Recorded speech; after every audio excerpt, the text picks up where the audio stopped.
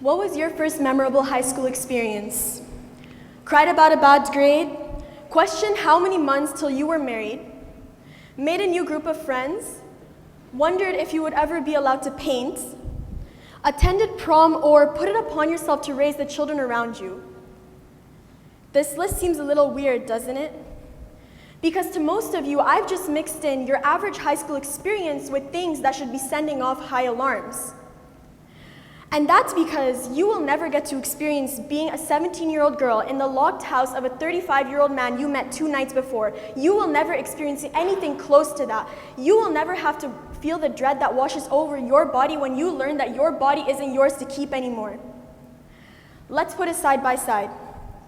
A grown man who has a job versus a teenage girl who never finished schooling. A grown man who grew up with the chance to express what he wanted to do from a young age, knowing he would make money when he grew up. Versus a teenage girl who doesn't even know that colleges about arts exist.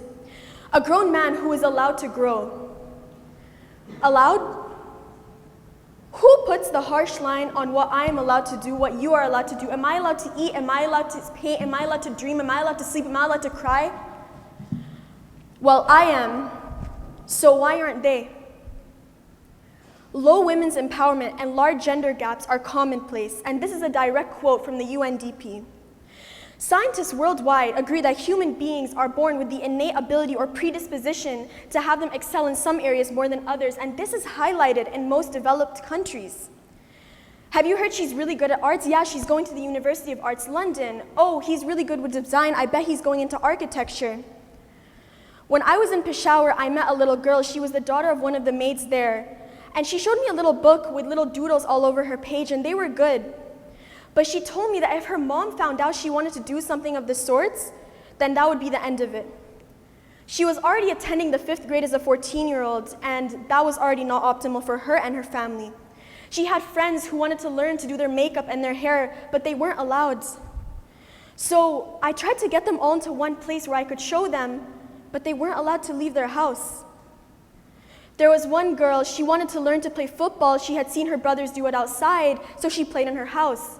But if she was to go outside and play with the boys in her neighborhood, at the age of 13, she could be shot.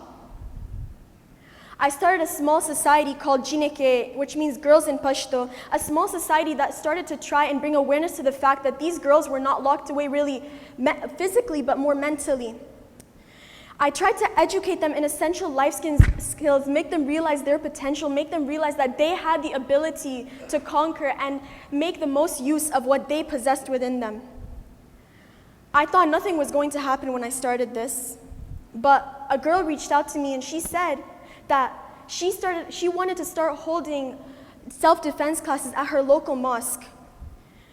That made me so happy. Another girl, she told me that she wanted to start a club at her school based on this society. So I was thrilled. Obviously, I was shocked that people wanted to do something of the sort, that people wanted to take this idea, and that's what was important to me. I want to show you all that you can take something so small and turn it into something so big, something that people could never realize from you. Developing Asia is the area of the world with the biggest gender gap, with women having 3 to 4 less years of schooling than men.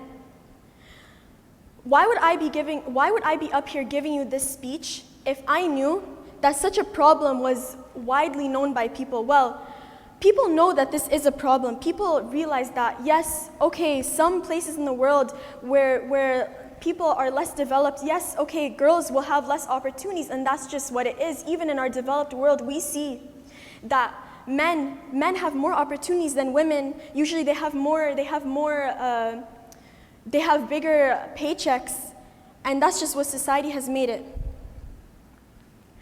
But this is something that we can fight to conquer. These girls, they want to receive an education. They could be the next lab-breaking scientists. They have the ability to invent, communicate, engineer, inspire, innovate. They have the opportunity if we give it to them.